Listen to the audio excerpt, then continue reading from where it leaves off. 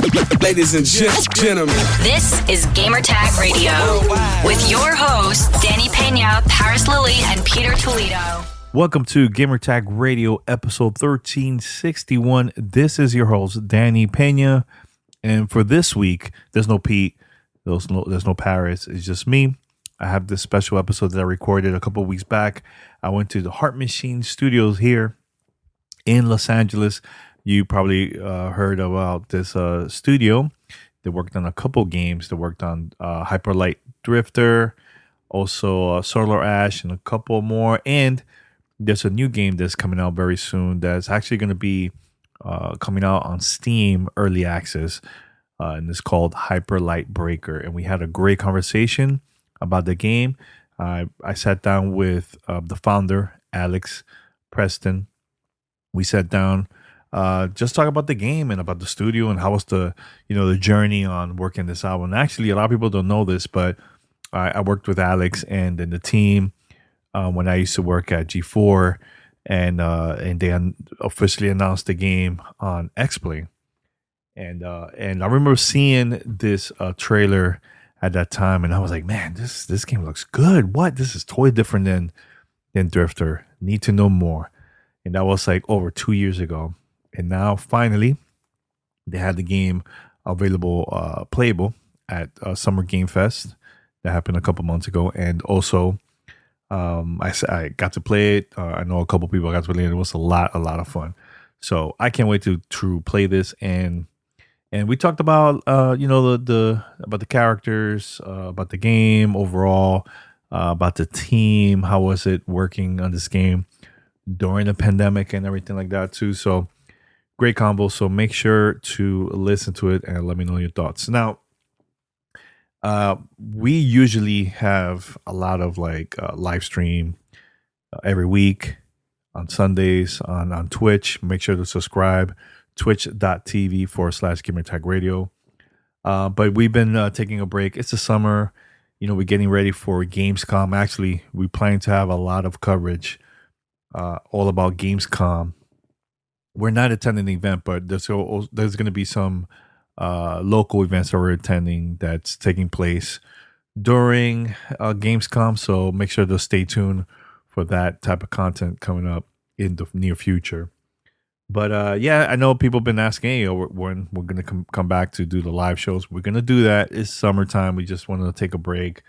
There's a lot of stuff that's been happening behind the scenes, with everybody, with Pete, with Paris, with me, so I'm glad that we're taking that time off, but still create content for you guys, so.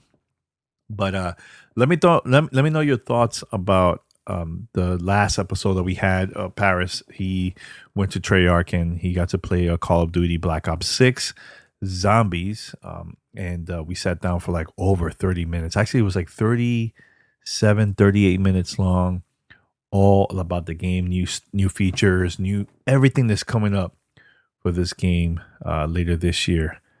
Super hyped for that one. So make sure to check it out.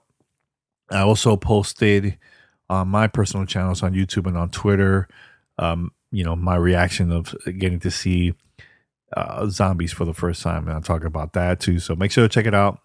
Love to hear your thoughts, everything. And I think that's about it for now. I know we're planning to release some content for Gamescom and a couple other stuff that hopefully in the future I could finally talk about it here. So, and I have a couple surprises too, which I'm very excited to talk about it. So, all right, everyone. So enjoy this interview. I'll be back with the crew next week doing a live show. Hopefully, we'll see. Because there's a lot of stuff happening hopefully soon. So, but yeah, check it out, this interview, and let us know your thoughts. Make sure to send us comments and questions. Be part of GTR Fan Mail. And here's how you could be part of the show. Send us your feedback or questions. Give us a call at 786-273-7GTR. Email us at fanmail@gamertagradio.com or leave a message on speakpipe.com/gamertagradio.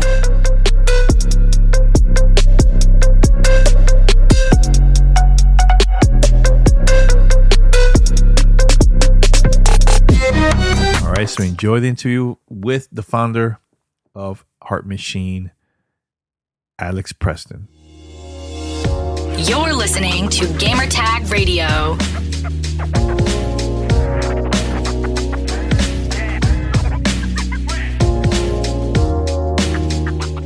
All right, everyone. Hello, this is Danny Peña, and I'm here at Heart Machine's studio here, and we have Alx Preston. Alx, how you doing, man? I'm okay. You're probably not going to remember me, Matt, but we worked years ago when my previous job. That's when I think the first time you announced Hyperlight Breaker. And it was, I remember seeing the trailer for the first time, got me really curious and excited. Very different than your previous project. It is. Drifter, right? Yeah. And Solar Ash too, right? You worked on that. So for those who don't know, tell us a little bit about yourself and we'll go from there. Sure. I'm Alx. Started Heart Machine over 10 years ago now. Been a while. We released Drifter back in 2016, and it was 2D pixel art made in GameMaker, which I wouldn't recommend using GameMaker for a certain scale of game, but it's great for smaller ones. And then we made Solar Ash, and that came out a few years back, and that was our big transition into 3D, bigger team. And now we're working on, a couple of things, but Hyperlight Breaker is the primary one that we're working on. Yeah, and how long you guys been working on that project? It's been a little over 2 years internally. So we announced, back when it was like 22. Early 2022, yes. Early 2022. Gosh, time really is melting. Yeah. I know people are going to be asking like, hey, going from Drifter to this, very different, the design. Yeah. What made you guys make the decision of changing the design? And also, this also is a prequel to Drifter? Or not really? It's a story that's in the world of Hyperlight. It's not intended to be like that connected directly to the story of Drifter originally, but it's in that same world and it takes place in an era before that game did. So you're getting some bits and pieces of that lore here and there. Why we decided to go in a bit of a different direction, wanted to make a roguelike for some time, wanted to do something bigger than we'd done previously. Solar Ash allowed us to jump into 3D and really explore more open spaces and a lot of verticality and big creatures and stuff like that, and wanted to continue on that path to some extent. So with Breaker, that was an opportunity for us to sort of change things up, do something exciting, do something really crazy and challenging, doing more open world, doing multiplayer, all that kind of stuff. So I don't know. I think we all have different ambitions, right? But for me, and I think for the studio, we just want to grow and make cool stuff at the end of the day. And sometimes that means chasing some wilder ideas. Yeah, I remember playing this during Summer Game Fest. Also, my wife got to play it too. We had a great time, actually. Tell us a little bit about how the multiplayer works. How's that going to work with this game? So it's cooperative. It's you can do. There's no local, but there's online cooperative, and it's pretty simple. Nothing that you haven't played before in some way or another. You can jump in or jump out, and you have your crew. You jump into a run together and collect things, kill things, all the fun stuff you do in games, and then get out. You have like your own progression for your individual character and your profile and all that. But sometimes friends are helping out, sometimes you're helping them out. So now you said this is a roguelike game. So is there an ending into this? So this is more of like other games you just die, go back, keep it on, So if you've played something like Hades or Hades 2, they did a great job of introducing a linear story into a sort of non-linear structure with roguelikes. And our game, not too different from that sort of format of you keep building up that story over time, gathering more information, and it plays out in a certain way. And it does have a beginning, middle, and end for that storyline, but you can also keep playing afterwards after you finish that story. Now, single player, how's that going to work? Having all your the stuff that you unlocked, your level, progression, all that stuff, compared to playing with other people, 4 players? No different. We made it so that you're, whatever you're doing, whether you're playing single player or multiplayer, it's always a similar experience. So you're not like having to do separate progression for multiplayer versus single player. Mm-hmm. And also, what was it like for you that was like the challenges you guys had working on this game? Because you also were working during the pandemic too. Mm-hmm. how challenging was that for you and the team, working? I don't know if you guys were working here or everybody's doing remote. Yeah. We actually moved into the space that we're in right now about a month before the pandemic hit, before everything had to shut down. So that was fun. It felt real silly, but no, I mean, I don't know that anybody would necessarily say that working in the pandemic's easy, or maybe some people would, but I would not, and most people I know, and on the team, like it's just, the world was kind of a nightmare at the time in the worst possible ways, and that puts a lot of stress and pressure on people in very abnormal circumstances like that. And then on top of that, like, so you have that underlying component of the world's burning down, and I can't do all the things that I used to do, and I'm isolated, and it's all very scary. That's a huge undercurrent that I think gets to people's, core stressors. And so anything else on top of that you're doing, work or, relationship stuff or whatever else, that's going to just be more intense than it would normally. So, I wouldn't say like we were delivering Solar Ash in the pandemic, and I wouldn't say like that, that necessarily, if you had taken the pandemic out of it, things would have changed that much. But as far as like how we finished that, except maybe we would have finished a little earlier. But I also think just the general like feeling and sentiment around was like, how do I get used to this? How do I work? How do I stop working? There's that problem of separating work from personal time when you're just in the same place all the time. So there's a lot of us figuring out like how to be okay more than anything else. So the game itself was fine, and we finished it, and we're lucky to finish it. But I think there's a ton of extra stress under there that you wouldn't have had otherwise. Yeah, I remember watching the trailer for the first time. There was a lot of questions about the game. Like, wait, this is totally different than the other ones. Like, so what is like the common questions that you get from like the community? Because, I feel like you have a very hardcore fans that love, for like the Hyperlight games. So what are the common questions that you get to see a lot online that people don't know much about the game? It depends on the game, depends on the fans, depends on what we're talking about. But I think mostly people want to know more about the lore and sort of the story. Like with Drifter, we intentionally left it more open-ended for people. Like there's a story that we have a clear like internal guide for, and specific story beats and explanations for that we don't really expose otherwise to anybody. We've put some little tidbits here and there, and the world can tell you a lot.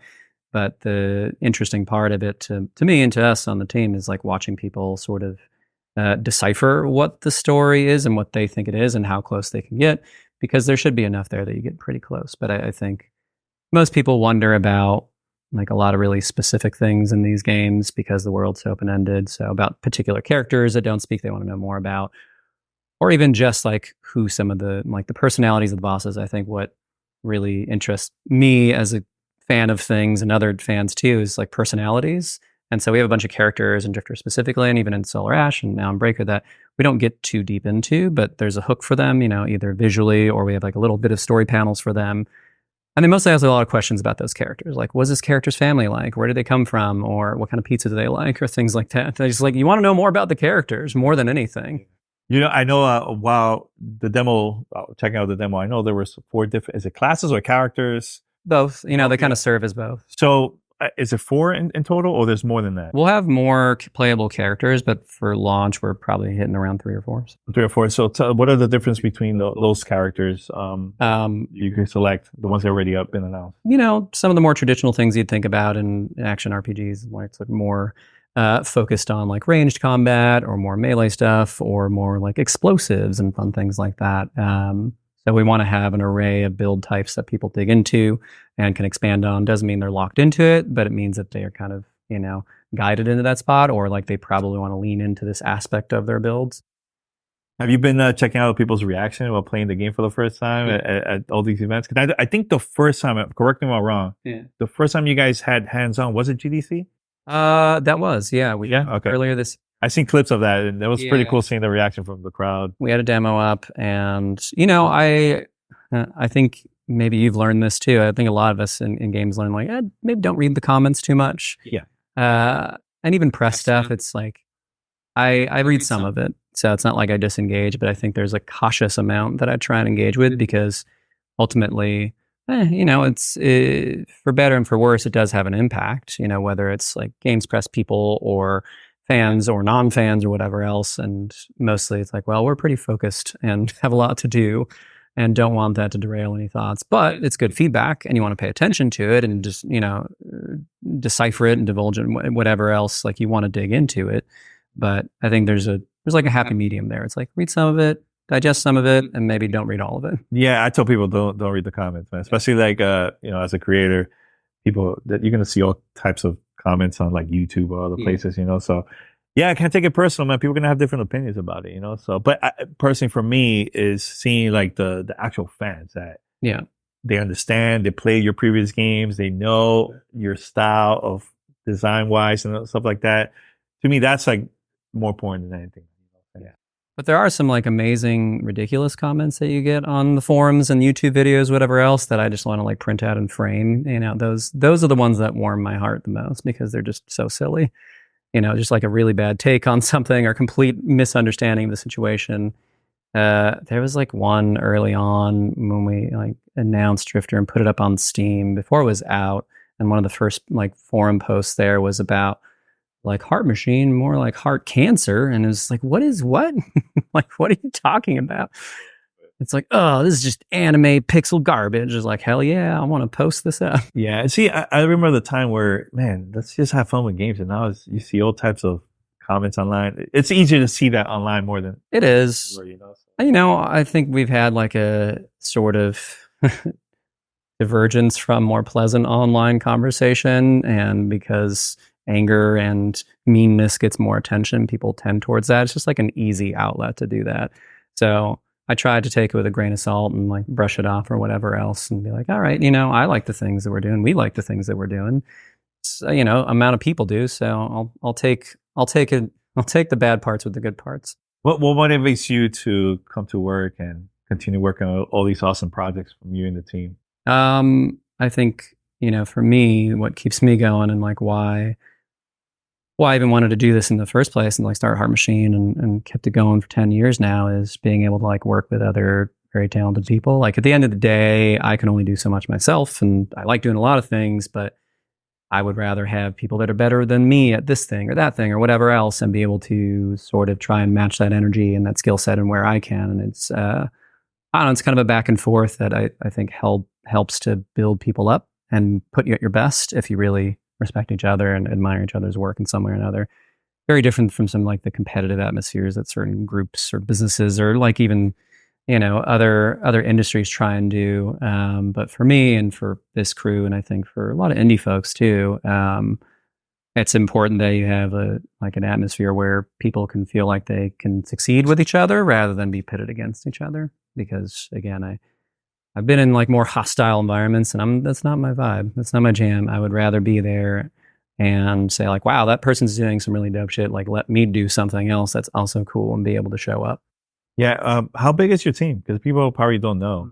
Well, we have 2 projects now. We announced Possessors at the Summer Game Fest and that's about 17 people. And then Breakers going on a little under 40 people now. So not small anymore. Yeah. And how many people worked on the older games, Solar Ash and Drifter? Solar averaged around 20-ish people or so, maybe 25, and at the tail end, but it was small in the beginning. Like we kept it around a dozen for like under 10 and then a dozen for a year or two.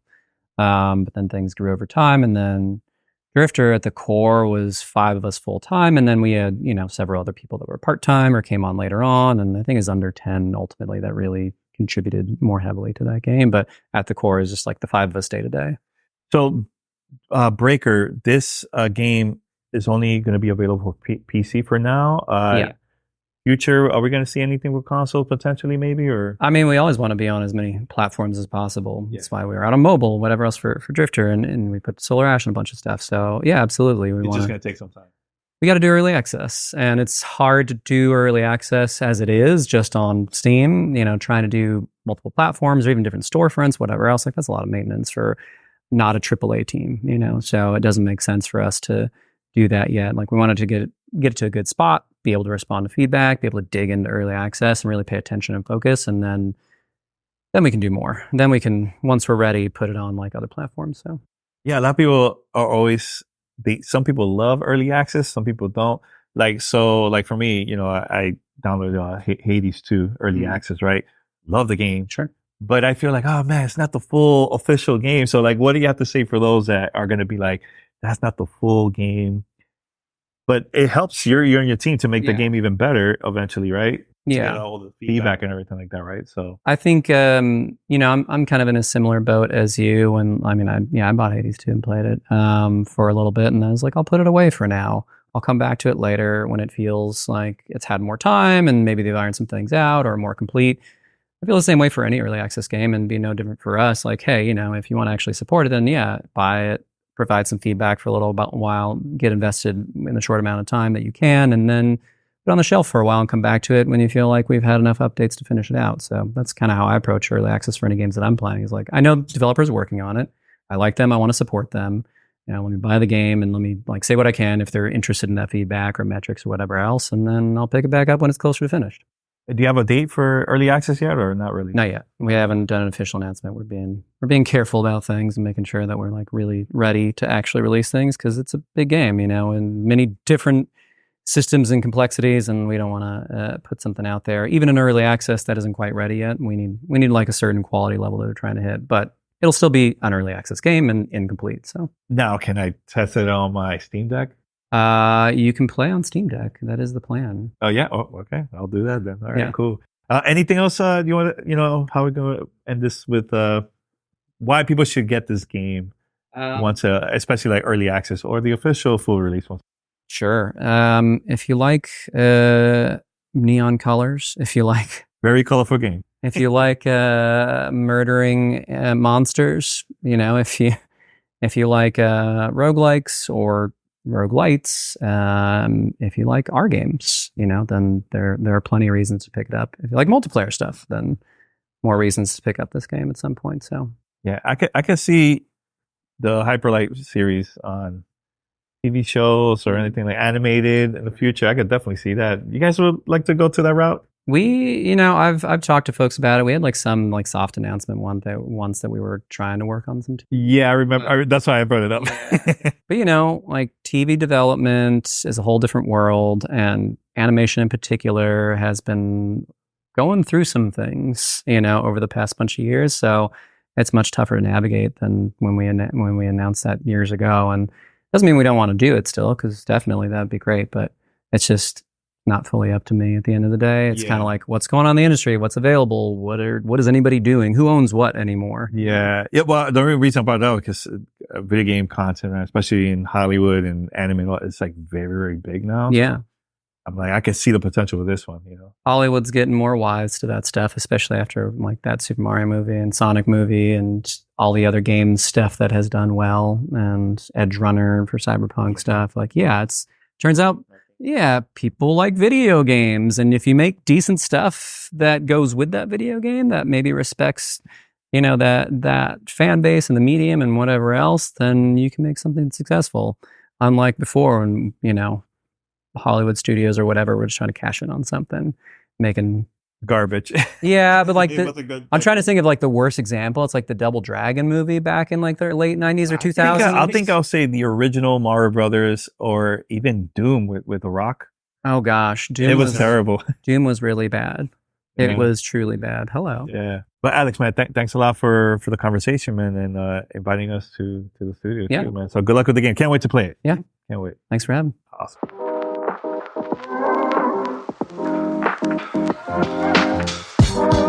This is Gamertag Radio.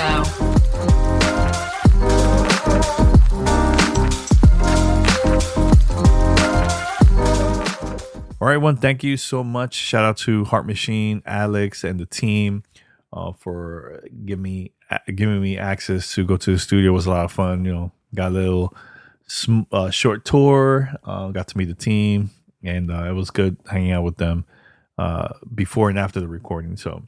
But yeah, if you guys are very excited for Hyperlight Breaker, let me know your thoughts. I'm very excited to play this game.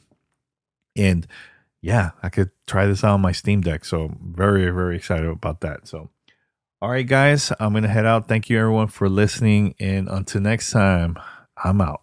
Take care. Peace.